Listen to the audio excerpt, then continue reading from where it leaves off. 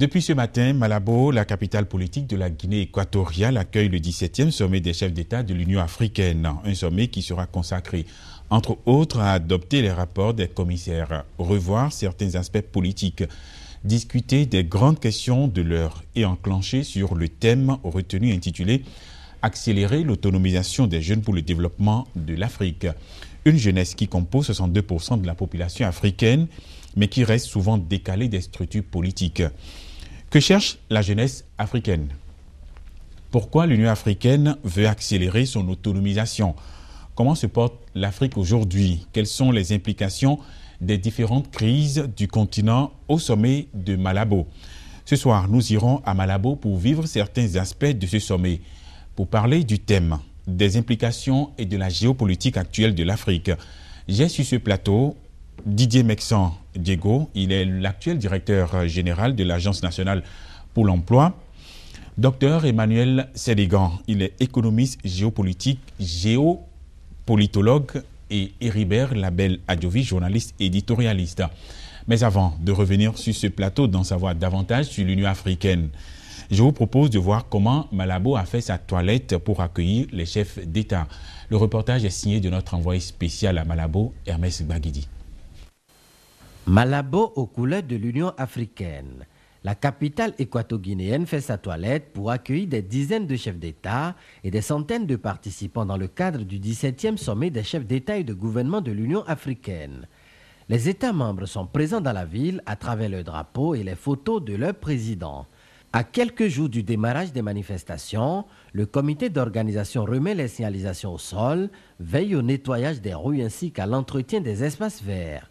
Malabo s'apprête, mais ses habitants ont leurs attentes vis-à-vis du sommet. Moi, j'attends qu'avec ces réunions, tous les problèmes de la jeunesse, les jeunes africains vont être résolus maintenant avec ces réunions. Ça va nous apporter beaucoup d'infrastructures et de connaître aussi des frères et de nos amis qu'on ne connaissait pas. Esta manifestación para mí me siento muy orgulloso porque soy guineana. Anteriormente en nuestro país no nos conocíamos antes. Cette manifestation est un motif de promotion pour notre pays qui antérieurement n'était pas bien connu. Avec la présence des présidents de l'Afrique blanche et de l'Afrique noire sur son sol, notre pays sera mieux connu. No hacían estas cosas y la gente no nos conocían antes.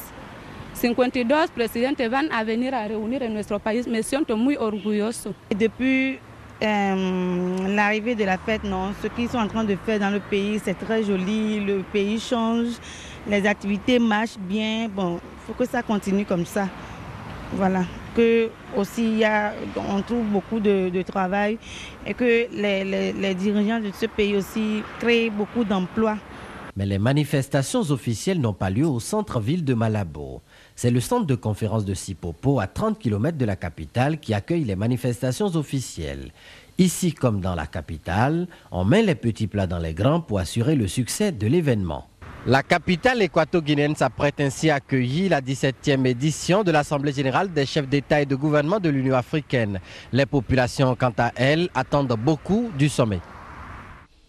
Merci à Hermès Baguidi, qui est notre envoyé spécial à Malabo, qui va nous faire le compte rendu du sommet des chefs d'État. Alors, Héribert Label Adjovi, Malabo qui accueille un sommet de l'Union africaine, c'est quand même un prestige.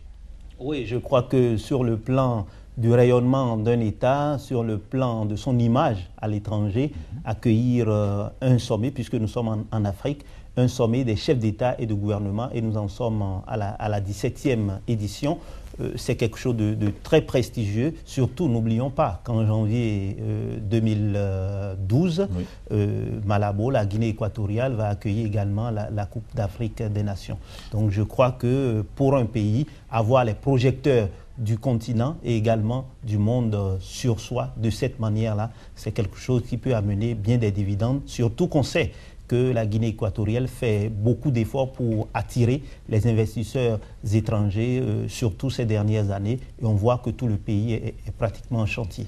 Et surtout une réussite pour la diplomatie de la Guinée équatoriale. Naturellement, naturellement. Et lorsque vous avez entendu dans le reportage de MS Baguidi, lorsque les chefs d'État viennent de partout comme ça, et aujourd'hui nous sommes un village planétaire, même lorsqu'on parle d'un sommet de l'Union africaine, les autres pays viennent parce qu'on veut savoir ce qui va sortir de ce sommet afin de contrôler, si j'ose m'exprimer ainsi, parce que vous savez, aujourd'hui, c'est un secret de polichinelle que même les grandes puissances ont intérêt à ce que ce qui va être décidé là-bas aille dans le sens de leur volonté. Et c'est pour ça que, et ça c'est une autre affaire, qu'ils ne manquent pas de financer ce genre de sommet. Et pour nous, évidemment, c'est à notre grande art. Docteur Sédégan, vous êtes géopolitologue. Accueillir un sommet, qu'est-ce que ça pourrait avoir comme implication directe pour ce pays? En fait, la médiatisation de tout événement, qu'elle soit mauvaise ou bonne, est une publicité positive ou négative. Et dans ce contexte, nous avons deux voies. Nous savons que le président de ce pays n'est pas bien vu du côté, surtout de l'Occident, et spécialement le côté européen, français en particulier, où on lui reproche beaucoup de choses, de la gestion des biens publics, et avoir des biens en France, etc. Mais pourtant, il préside à la destinée de l'Afrique. Il est pour lui, c'est un couteau à double tranchant. Ceux qui le renient seront là. Ils vont l'applaudir, applaudir son discours, ne serait-ce que pour la forme de la diplomatie. Mais d'un autre côté, pour son peuple surtout, ça fait émerger vraiment les opportunités d'affaires et les potentialités pétrolifères de ce petit pays et qui devient ainsi un géant. Bon, donc à partir de ce moment, je crois que c'est un couteau à double tranchant. D'un autre côté, positif pour la jeunesse, positif pour le peuple, et même pour son président, qui est contesté, mais ils viendront lui serrer la main, en attendant de le traduire un jour plus tard devant la CPI. Bon. Et c'est ce qui fait un peu l'hypocrisie de la diplomatie. Quand bien même c'est des présidents qui sont décriés par l'Occident, mais quand ils accueillent des sommets comme ça, on voit des chefs d'État qui se plient à la diplomatie. Maxence Diego, est-ce que vous ne pensez pas que c'est un peu d'hypocrisie diplomatique? Ou comme on dit, c'est le langage diplomatique. Forcément, il y a des secrets de ce monde qui doivent rester gardés. Si nous prenons notre ville de Cotonou, si 10% des comportements des individus doivent traduire ce qu'ils pensent réellement, on ne va pas s'entendre, on ne va même pas se saluer. Je pense que la diplomatie a son rôle à jouer. Oui. Et c'est parce que la diplomatie existe et permet aux gens de se rencontrer qu'ils auront l'occasion de discuter. Si, fort de ce que les uns ont des choses à reprocher aux autres, ils ne se fréquentent pas, mais jamais il y aura de connexion, jamais il y aura de discussion, jamais il y aura de règlement des conflits. Mais je voudrais revenir sur le sommet pour insister sur un élément. Accueillir un sommet de cette envergure, c'est créer des emplois aussi. Ouais. Beaucoup d'emplois. Même si c'est des emplois temporaires, c'est beaucoup d'emplois et c'est tant mieux pour le pays qui le fait. Et parlant aussi de la diplomatie, et comme vous voulez de le dire, que ça permettra aux Équato-Guinéens de se serrer la main. Donc on peut dire que l'accueil d'un sommet permet à toutes les tendances politiques de se parler. Forcément. L'opposition à sa place et l'exécutif à sa place. Et c'est pour cela que vous vous souvenez que dans ce pays, je ne vais pas nommer des gens, il a fallu Abdoulou Diouf pour réunir des Béninois au cours d'un sommet où tout le monde était dans la salle. Il y a eu des discours qui pouvaient allumer des incendies, mais Abdoulou Diouf, qui est un étranger vis-à-vis du Bénin, mais un Africain pour réconcilier les gens. Donc on a cette vertu en Afrique qu'il ne faut pas oublier. Et les Européens aussi l'utilisent. Donc la diplomatie, pour moi, a un grand rôle à jouer. Alors, parlant de diplomatie de l'Union africaine, voilà, Heribert Label-Adjovi, l'Union africaine qui tient l'une des grandes réunions à Malabo. Souvent, quelles sont les grandes réunions qui accourent dans un sommet? Mais vous savez que ça dépend.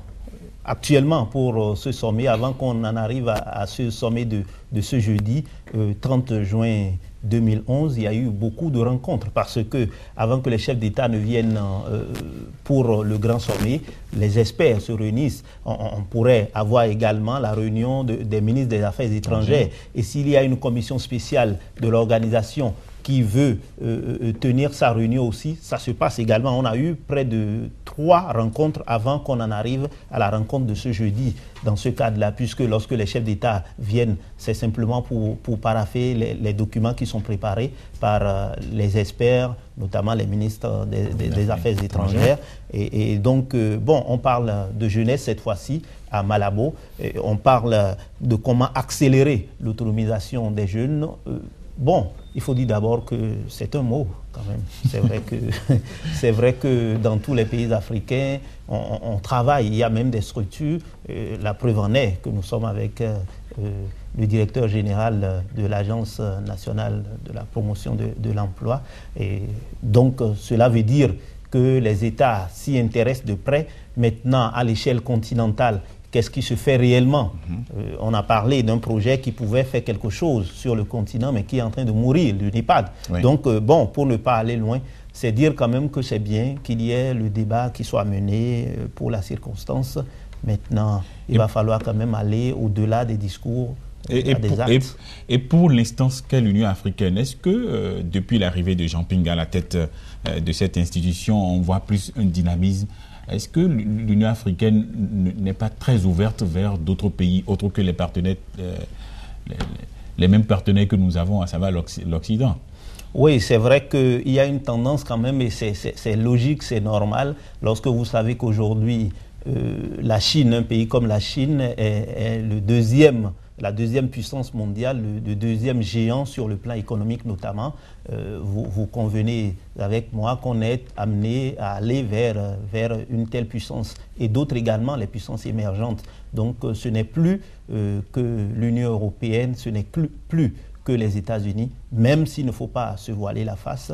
Les grandes puissances ont toujours leur mot à dire, puisque les grandes puissances ont leurs antennes, si je peux m'exprimer ainsi, c'est rébarbatif, mais c'est ça, ont leurs antennes sur le continent. Et donc, lorsqu'on se réunit, par exemple, pour discuter d'une question liée à un pays, lorsque les intérêts des grandes puissances sont en jeu, ces grandes puissances-là jouent sur ces leviers-là, et on voit que finalement, en fait, ils s'en sortent à bon compte. On verra par rapport à ce sommet-là, ce 17e en date des chefs d'État et de gouvernement de l'Union africaine, si sur une question, je mets comme ça le pied dans la fourmilière, sur une question comme celle de la crise libyenne, ce qui va être décidé, même s'il faut pour une fois être quand même être heureux, je ne sais pas, que un pays comme l'Afrique du Sud, qui est quand même un grand géant sur le continent, par rapport à la question libyenne, demande à ce que, on puisse en arriver à un cessez-le-feu immédiat,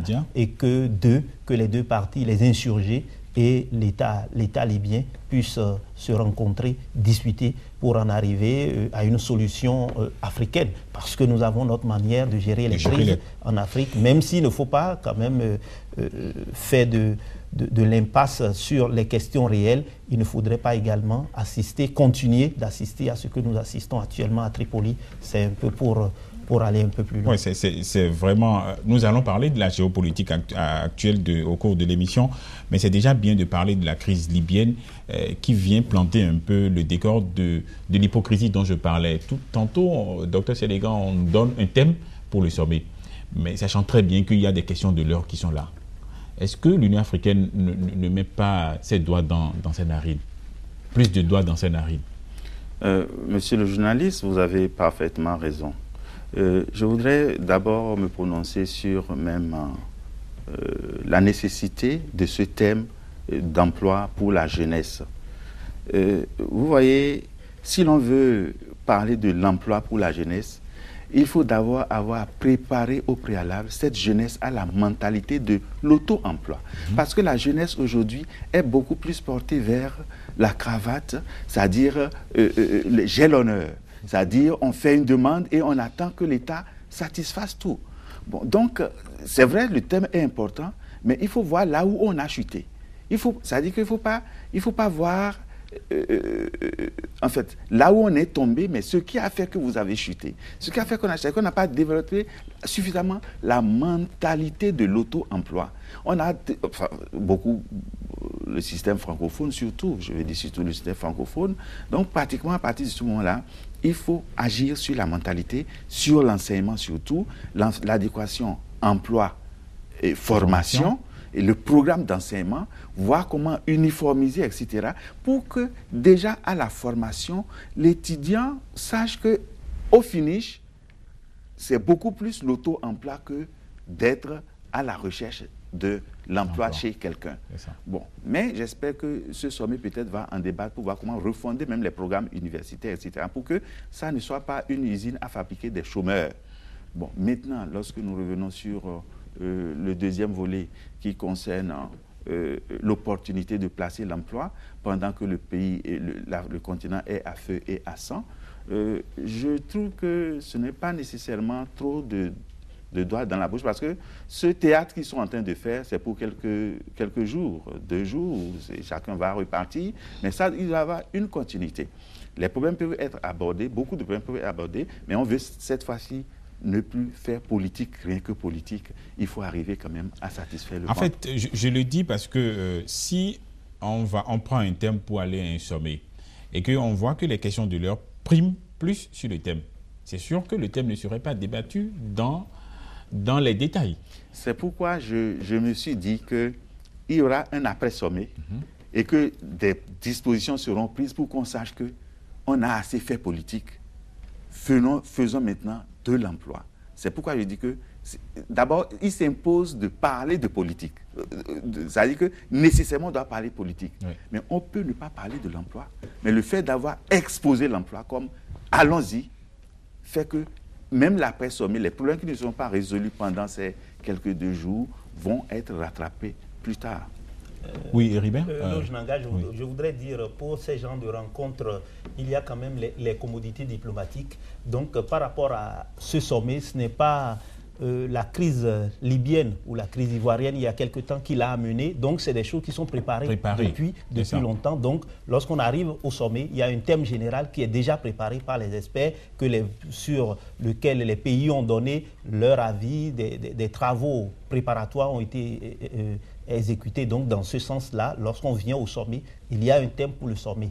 N'empêche qu'on peut aller au-delà pour voir les problèmes qui se posent. Ça se passe au niveau de l'Union africaine, ça se passe au niveau de l'Union européenne, si on peut aller loin, même aux Nations Unies. Il peut y avoir des questions en discussion de façon prioritaire, mais sur le terrain, par rapport aux réalités concrètes, on peut être amené à discuter de questions plus cruciales, puisque de toutes les façons, si l'Union africaine doit exister, il faudrait qu'il y ait la paix et la sécurité entre ses frontières. Avant de donner la parole à M. Diego, dites-nous, le fonctionnement de l'Union africaine, est-ce que cela permet une vitalité, de savoir plus ce qui se passe sur le continent?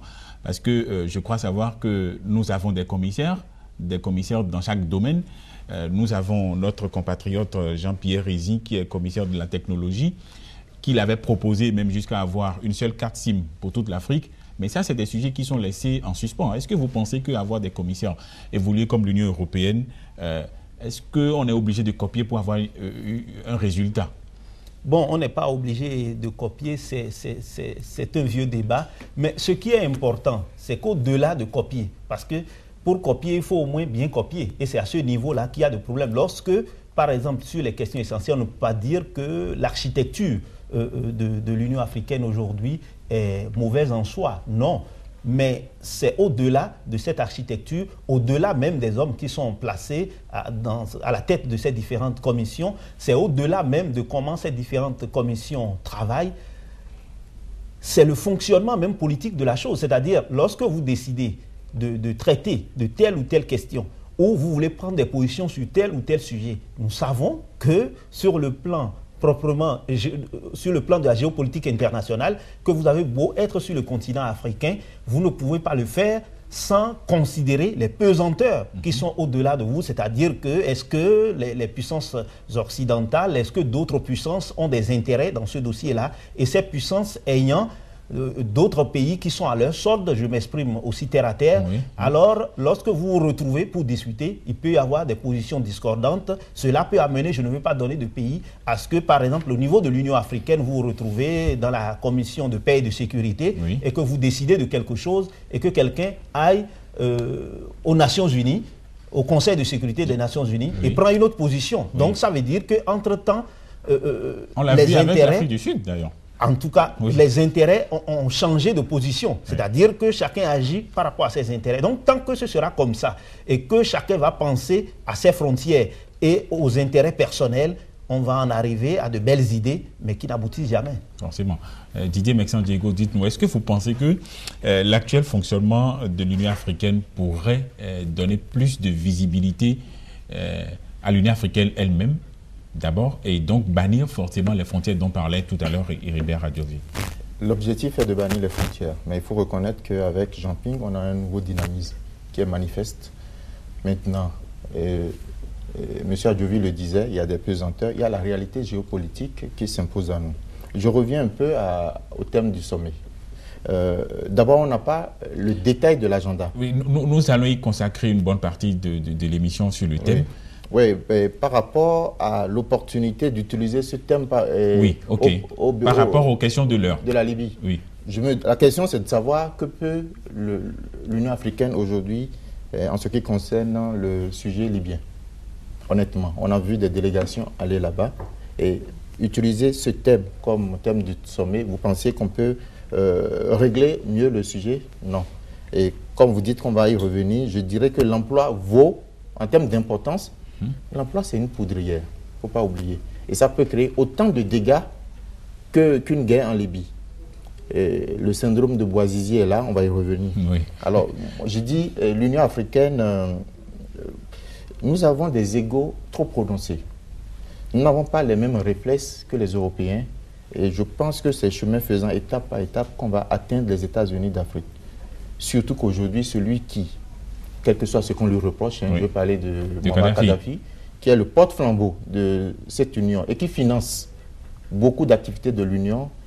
On voit les conditions dans lesquelles il est. C'est pour ça qu'il faut s'inquiéter de l'avenir des États-Unis d'Afrique. Mais comme nous sommes obligés de vivre ensemble, eh bien l'Union africaine continuera à vivre. Je dis que M. Jean Ping fait beaucoup d'efforts actuellement et il faut saluer ces efforts qu'il fait. Oui. Surtout, tout à l'heure, M. Diego disait quel a été le comportement de l'Union africaine face à la crise libyenne. Est-ce que le Conseil de paix s'est réuni, a proposé un calendrier de combat accord avec Kadhafi? Il y a un plan, une feuille de route qu'il fallait respecter, mais on n'a pas tenu compte, l'OTAN n'a pas tenu compte des conclusions de l'Union africaine. Oui, non seulement l'OTAN n'a pas tenu compte des conclusions de l'Union africaine, mais si un chef d'État doit se déplacer pour aller à Tripoli, on a vu le cas de Wade, non seulement de Wade, mais même de Sud-Africains. Wade a été à Benghazi. Il faudra demander la permission à l'OTAN aujourd'hui. Mais ce que j'ai apprécié évidemment dans le comportement du président de la commission de l'Union africaine, M. Jean Ping, ancien évidemment ministre des Affaires étrangères de Bongo Père, c'est d'avoir quand même réagi promptement, notamment sur la question de la CPI, Kadhafi, qui doit être traduit devant.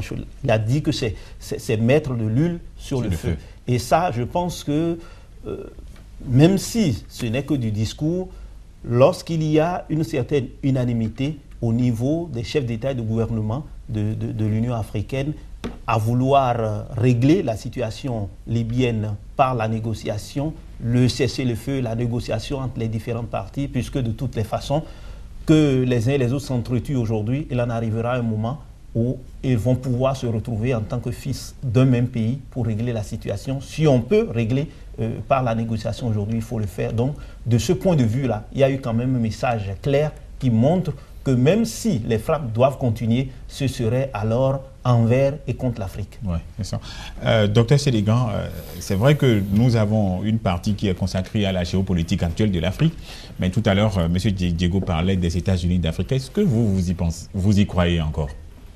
Les États-Unis d'Afrique, de l'OUA à l'UA, la réalité, malheureusement, est que ce n'est qu'un O qui a sauté. L'OUA, c'était un O et ça devient UA. Parce que dans son fonctionnement, malgré tout, et puis c'est budgétivore. Il y a beaucoup de choses qui ne sont... Ces structures ne donnent pas les effets escomptés. Mais lorsque l'on voit la situation juste de la Libye, seule de la Libye, excusez-moi d'anticiper déjà sur la géopolitique, il y a ce qu'on appelle la gouvernance mondiale. il y a ce qu'on appelle le nouvel ordre mondial, qui est basé sur 5 piliers. Tant que vous ne comprenez pas ces 5 piliers, vous ne pouvez pas analyser beaucoup de phénomènes dans le monde. 1. Cette gouvernance mondiale veut arriver à former un seul gouvernement, une seule armée, une seule économie, une seule monnaie et une seule religion. Voilà les 5 piliers de la gouvernance mondiale qui se met en place.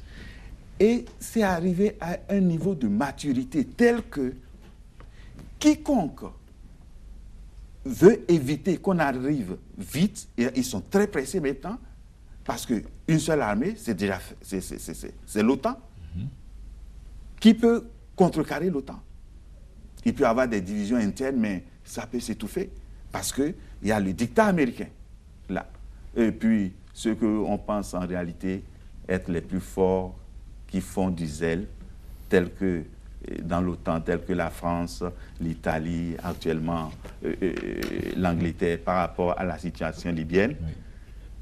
En fait, comme on le dit chez nous en fond, mitoyémé, c'est-à-dire on n'est pas parmi eux en réalité. Ce sont des gens qui sont là, en fait, sous le dictat aussi de la France. Dans le monde, il n'y a qu'en réalité G2. Il n'y a pas G8, G9, G20. Non, il n'y a que G2, la Chine et les États-Unis. Et le monde va se diviser désormais, se coaliser derrière un camp ou un autre. Il n'y en aura pas 3. Peut-être que la 3e force, si l'Afrique se réveille et prend conscience de ce que nous sommes en train de dire aujourd'hui. Mais on a du retard quand même. On a du retard, mais je vous dis, ces retards peuvent être rattrapés très rapidement. Et je ne vais pas parler de ça encore, peut-être que dans le développement de la géopolitique. Oui, de la géopolitique de l'Afrique, on va en parler. Je vous donne ceci. Un ancien chef de service secret français a dit ceci, ça ne fait pas encore 3 semaines. Il est parti à Benghazi. Il est parti à Tripoli. Il a dit, j'ai les preuves que Kadhafi n'a jamais bombardé son peuple avec l'aviation. Mais à partir du moment où Kadhafi gêne, ce sont les mêmes qui ont déployé des tapis rouges à Kadhafi, cette année encore, en France. Ils campaient où ils voulaient. Mais ce sont les mêmes qui, utilisant rapidement les failles de celui qu'on voulait bien frapper et avoir tout le monde derrière soi, dès qu'ils ont vu que le printemps arabe a commencé, etc., son tour est arrivé, on se dit, bon, il faut en profiter rapidement. Et il a dit déjà à monsieur Diego, n'est-ce pas, que, en fait, Kadhafi, il a beau être appelé Kadhafou, mais sa folie a donné beaucoup de choses à l'Afrique. Le financement de beaucoup de projets, de beaucoup d'initiatives. Il voulait aller même plus vite. D'abord les satellites, la communication. La Libye finançait sérieusement l'Union africaine. Et surtout, les Ouad, tous ces messieurs qui ont mangé, y compris Blaise Compaoré, qui ont mangé à la table du roi, aujourd'hui reconnaissent la rébellion. Si moi j'étais président de la République du Bénin, j'aurais demandé à la Casamance, aux rebelles de Casamance, de venir ouvrir une ambassade dans mon pays. Mais le sort de Ouad, il n'a pas pu assister maintenant à ce sommet-là. Justement, Ouad, M. Diego Ouad, qui a pris le compte-pied de tous les chefs d'État africains, qui allait à Benghazi, Tony Truant, est-ce que vous pensez que ce n'est pas pour diviser davantage l'Union africaine? Le souci de Ouad, ce n'est pas l'Union africaine. Le souci de Ouad, c'est Ouad. Ouad a toujours, si vous observez depuis qu'il est au pouvoir, il a toujours depuis 2000. Voulu démontrer qu'il est un homme de dialogue, il veut laisser des traces, voilà, Ouad. Il veut qu'on dise que pendant son règne, Ouad a réussi à régler telle crise et telle autre, etc. etc.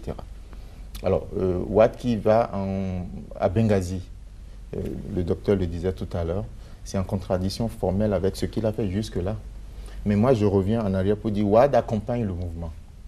Il y a ce qu'on appelle les puissances qui dictent la loi. Et nous, on suit.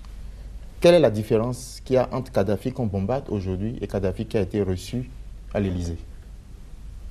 Depuis le moment où il a été reçu à l'Élysée jusqu'à aujourd'hui, qu'est-ce qu'il a fait pour qu'on le bombarde? Il n'a rien fait. Il n'a rien fait, pratiquement. Il n'a plus rien fait, puisque la rébellion était armée dans son pays. Ramayad le disait à l'époque qu'il ne faut pas laisser les sanguinaires venir essuyer leurs pieds sur nos tapis à l'Élysée. Voilà, et ça fait ce que ça fait comme bruit. Donc je dis que ce soit Ouad ou que ce soit les autres qui vont soutenir la rébellion, c'est un choix, hein, on n'est pas là pour critiquer les États, Moi, je pense que ce choix est dicté par d'autres intérêts. Si quelqu'un vient dans les bonnes grâces des grandes puissances qui bombardent aujourd'hui Kadhafi, eh bien, ils doivent le démontrer. Vous vous souvenez que Saddam Hussein a été bombardé sous des prétextes qu'on nous a donnés parce qu'il faisait ci, il faisait ça, il y avait l'arme atomique, on avait dit, etc. Oui. Après, c'est les mêmes Américains qui sont revenus nous dire que Kadhafi n'avait rien de tout ça. Donc, il ne faut pas croire qu'il y a une justice que Saddam Hussein n'avait rien de cela. Oui, que Saddam Hussein n'avait rien de cela. Il ne faut pas croire qu'il y a une justice dans ce bas monde. Dieu est justice, ça existe, mais chez les hommes, c'est des intérêts. Il y a une petite anecdote qui dit à Dakar que Wade il veut vraiment être prix Nobel de la paix. Est-ce qu'en faisant des contre-pieds à l'ensemble d'une institution, à l'ensemble de tous les Africains, est-ce que ça peut aller vers le prix Nobel de la paix? Mais Eloge Naga, n'oubliez pas qu'avant de faire ces déclarations et de prendre complètement à contre-pied tout ce qui a été dit jusque-là, il était invité à un sommet du G8 où Nicolas Sarkozy, le président français, le présentait avec son fils Barack Obama. Et c'est après qu'il va soutenir ce conseil. Donc, c'est la question toujours des intérêts. Et qu'est-ce qu'on reproche à Kadhafi aujourd'hui? Beaucoup diraient deux choses. Faire en sorte que nous soyons autonomes, qu'on ait aujourd'hui une banque africaine qui permette à ce que les projets sur le continent soient financés et que l'on ait de la facilité dans la téléphonie, parce que lorsque nous voyons tout ce que nous dépensons à téléphoner, on se dit on ne peut pas se développer de cette manière. Et bien d'autres choses, Donc, lorsqu'on regarde de près, on se rend compte que tout notre malheur, c'est la manière dont les uns et les autres gèrent leurs États. Nos dirigeants doivent vraiment se regarder dans le miroir et se dire, depuis 50 ans, on a fait des choses qui ne sont pas allées dans le sens du développement, du réel développement de l'Afrique. Aujourd'hui, il faut qu'on fasse une pause et qu'on se pose les réelles questions, qu'on se regarde dans le miroir, qu'on se pose les réelles questions et par rapport à ça, qu'on décide quoi faire. Mais jusque-là, évidemment, pour le faire, il faudra que l'on puisse compter, comme le dirait quelqu'un, dans une large mesure sur nos propres forces. Mais lorsque vous avez besoin, pour organiser un sommet, pour développer tel projet, de demander de l'argent de telle ou telle autre puissance ou telle autre organisation qui se trouve un peu en antagonisme avec vous par rapport aux intérêts, puisque le monde est un monde d'intérêts, vous vous rendez compte que vous avez les pieds et mains liés. Et c'est notre situation. Mais je ne pense pas qu'il y a l'impasse. On peut faire quelque chose, mais il va falloir qu'on ait vraiment des dirigeants qui soient prêts à la chose. Et toute la question est là. Nous irons dans un instant, nous irons dans un instant à Malabo pour voir l'une des importantes réunions de l'Union africaine, mais vous tenez à réagir, monsieur. Cela dit, nous ne sommes pas là pour dédouaner Kadhafi non plus. Le Bénin a sa position certainement, sûrement, et quelqu'un qui est resté au pouvoir pendant 40 ans, il n'a pas fait que des heureux. Seulement, c'est la méthode que moi je désapprouve, et je crois que sur ce plateau, ce que je dis, c'est que les Africains n'ont pas été écoutés, ils n'ont pas pris leur part dans le débat, et c'est malheureux, c'est regrettable, parce qu'un pays se détruit et nous restons silencieux. Mais cela dit, Kadhafi a des choses à se reprocher, et je lui souhaite peut-être de s'en sortir, et quand il va s'en sortir, il faut qu'il règle ses problèmes à l'intérieur. Mais c'est sûr que cette crise libyenne va peut-être revenir et va bouleverser sérieusement la géopolitique actuelle de l'Afrique, parce qu'une fois le Kadhafi détrôné et la Libye vraiment pilonnée, on ne sait pas encore ce qui est réservé par l'OTAN aux Libyens actuellement, parce que vous savez très bien, en Libye, c'est des peuplades. C'est des peuplades qui vivent en Libye, et une fois Kadhafi qui a essayé à réunir tous ses habitants, on va voir ce qui va se passer, docteur Sénégan. Monsieur Eloge Naga, et vous savez, et Rubel l'a dit d'une certaine manière, je peux reprendre sur sa formule réelle, c'est le général de Gaulle qui a dit ceci: les peuples n'ont pas d'amis, ils n'ont que des intérêts. Tant que nous ne comprenons pas cette phrase et l'appliquer dans le développement, le projet de développement de nos pays et de notre continent, nous restons toujours à la solde des autres. Je reviens pour dire ceci. En fait, en réalité, comment se fait-il que c'est quand un président n'est plus au pouvoir qu'on commence à dire combien de milliards il a en compte à l'étranger. Tous ces présidents, ça veut dire qu'on connaît ce que chaque président au monde a dans son budget à l'étranger. Pourquoi ne publie-t-on pas ça maintenant, pendant qu'ils sont au pouvoir? Mais il faut que, regardez comment l'Égyptien Moubarak a servi les intérêts des États-Unis, au point même d'être rejeté un peu par le bloc arabe comme étant un espion, un sous-fif de la politique américaine. Mais regardez comment on l'a jeté. On l'a abandonné à son sort. Et ça, c'est un investissement pour tous les leaders. Quel que soit votre degré de servitude, vous n'avez jamais à assouvir la soif de vos maîtres. Regardez aussi Bongo, feu Bongo. La manière dont il a servi les intérêts de la France. Et il n'est pas mort en France. Il est mort en Espagne. Mal récompensé. Mieux, on lui trouve qu'il a des maisons, etc. en France. Quand il était au pouvoir, il passait tout chez lui. Bon, la même chose pour Mobutu. Mobutu fêtait son anniversaire et il y a même un président, certains présidents, ça dit que les fourchettes cuillères étaient en or. Certains en avaient volé dans leur poche. Et tu ne viens pas à l'anniversaire de Mobutu et repartir sans lingot d'or ou de diamant.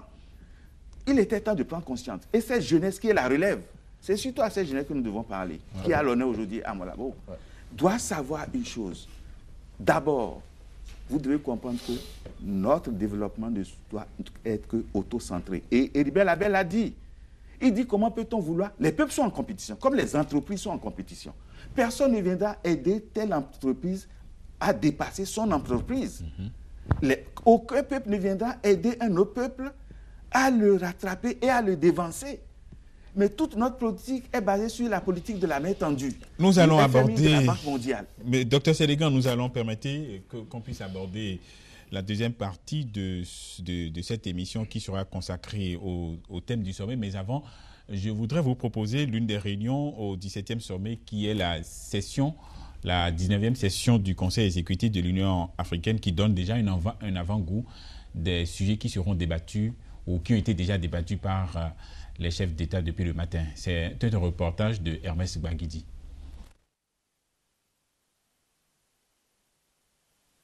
La 19e session ordinaire du Conseil exécutif de l'Union africaine ouvre ses travaux ce dimanche en prélude au sommet des chefs d'État. Occasion pour le président de la Commission de l'Union africaine de faire le bilan des activités de l'Union sur les 6 derniers mois. Jean Ping a rappelé les scrutins présidentiels et législatifs qui se sont tenus sur le continent pendant cette période avant de se réjouir du dénouement de la crise en Côte d'Ivoire. Il a réaffirmé la volonté de l'Union africaine à contribuer à la réunification du tissu social ivoirien. Il s'est ensuite prononcé sur la crise en Libye. Nous sommes particulièrement préoccupés par la tournure des événements. Notre inquiétude est d'autant plus grande que la crise libyenne a des dimensions régionales évidentes et que les pays voisins de la Libye sont ceux-là même qui paieront le lourd tribut à la poursuite et à l'aggravation du conflit actuel. Nous restons convaincus qu'en dernière instance, seule une solution politique permettra de répondre aux aspirations légitimes du peuple libyen et de promouvoir durablement la paix dans ce pays. Le président de la Commission de l'Union africaine a également évoqué la nécessité pour les États de renforcer l'Union, un avis que partage le Premier ministre de la Guinée équatoriale qui a présidé la cérémonie d'ouverture. Nous devons, nous, de tout faire pour renforcer notre union.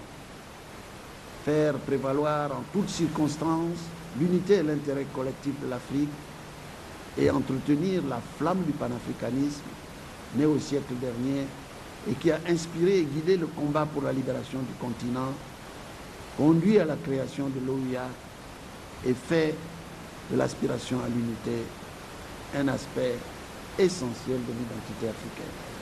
Aujourd'hui, plus que jamais, on se doit de mener une action conjointe, solidaire, pour défendre nos intérêts communs et nos indépendances dans un monde globalisé où individuellement nous sommes sans défense et très vulnérables, mais collectivement et unis, nous constituons une force invincible et incontournable.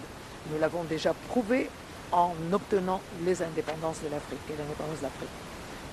Le chef du gouvernement équato-guinéen a souligné qu'il n'y a pas de développement sans la paix et qu'il n'y a pas non plus de paix sans développement. Se prononçant sur le thème retenu pour les assises de Malabo, le Premier ministre a invité les États africains à développer des politiques au profit de la jeunesse. Accélérer donc l'autonomisation des jeunes pour le développement durable de l'Afrique. C'est le thème de ce 17e sommet des chefs d'État de l'Union africaine. Monsieur Didier Mexan Diego, vous êtes directeur général de l'Agence nationale pour l'emploi. Qu'est-ce que le thème évoque en vous? Moi, je me félicite en tant que directeur général de l'ANPE que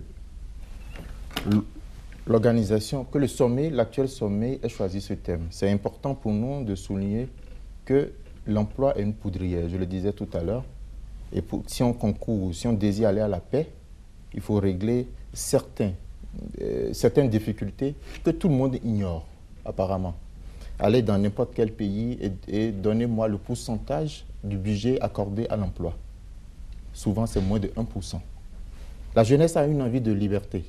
Alors, l'autonomisation, c'est aussi permettre à la jeunesse de s'affranchir de la tutelle des parents.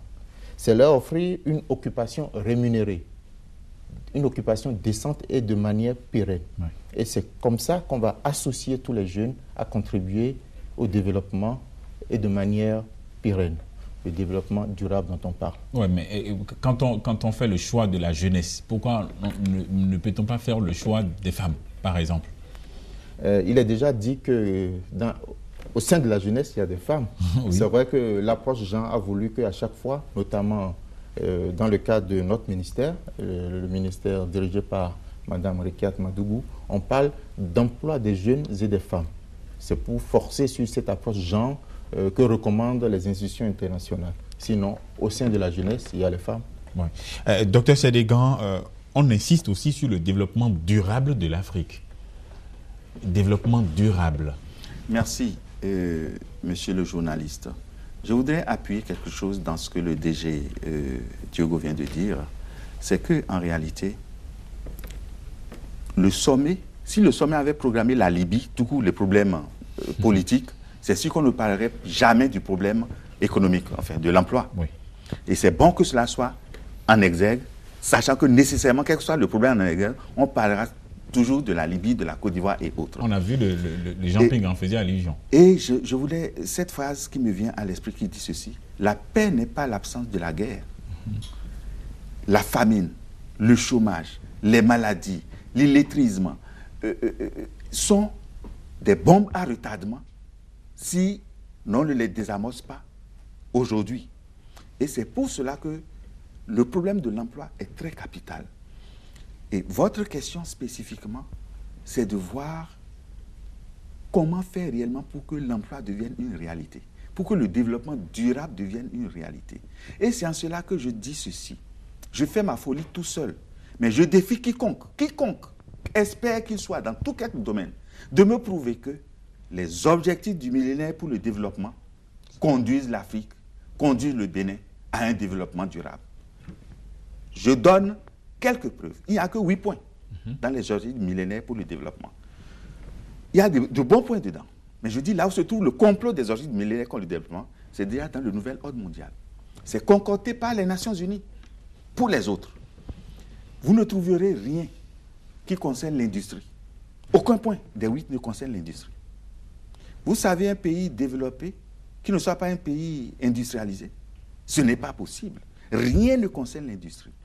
C'est un crime, c'est un complot. Et ça dévoie en fait la mondialisation qui veut catégoriser l'Afrique seulement cantonner l'Afrique comme réservoir de matières premières et marché pour les produits finis. Vous allez voir, je suis le directeur de la promotion industrielle. Mais je dis que ce soit le Bénin et les autres pays ne seront jamais industrialisés dans le contexte actuel. On va faire semblant. Vous allez voir l'actuel ministre, qui est mon ministre, l'industrie du commerce et petites et moyennes entreprises. Suivez ses activités, hein, depuis qu'elle a commencé là. Pas de sa faute. Hein. Elle n'a pas... Tout ce qu'elle fait, c'est beaucoup plus pour le commerce.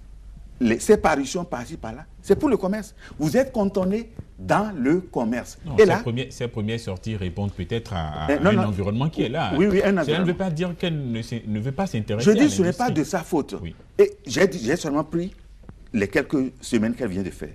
Vous avez vu, vous regardez ses activités, c'est beaucoup plus commercial. Ce n'est pas sa faute, c'est les objectifs du millénaire pour le développement qui l'ont cantonné ainsi. Vous comprenez, qui ont cantonné le Bénin dans ce contexte-là. Donc je dis, à partir de ce moment-là, je dénonce le dernier point. Et ça, c'est capital pour moi. Des objectifs millénaires qui parlent de, pour être développé, il faut vraiment accélérer la coopération internationale. C'est là que le clou est enfoncé. La coopération internationale, la forme sous laquelle elle se trouve aujourd'hui, c'est la relation entre le cavalier et son cheval. Les Occidentaux jouent le rôle du cavalier et nous autres, les Africains, on joue le rôle du cheval. On te frappe et on te donne la direction que tu vas suivre. On peut se cambrer des fois, non? Quand on est cheval. Oh, mais tu es cambré, on va te... Ou bien on dit... On peut jeter le cavalier quand on est... On jette le cavalier, mais on paie très cher. On paie très cher. Donc, à partir de ce moment, je dis, si la coopération reste sous cette forme, la forme dans laquelle elle se trouve, de politique de main tendue, qu'est-ce que nous allons faire? Ça vient d'ailleurs. 50 ans vont encore s'écouler. On va faire encore d'autres points. Ça ferait d'il y a 100 ans. Mais on va dire que il y a 50 ans, on avait dit. 50 ans après, on s'est encore enfoncé davantage. Cette coopération où votre propre coton, on va vous fixer le prix d'achat. Alors que les gens disent, ils sont dans le libéralisme. C'est la loi de l'offre et de la demande qui détermine le prix d'un produit sur le marché, national comme international. Mais eux, comme ils voient que c'est le produit d'exportation qui ramène des devises, ils fixent le prix. Ils achètent le coton qu'on peut transformer ici, on va transformer ailleurs. Ça veut dire qu'on trouve du travail à d'autres ailleurs, on ramène ce coton 100 fois plus cher. Mais comment on veut autonomiser les jeunes?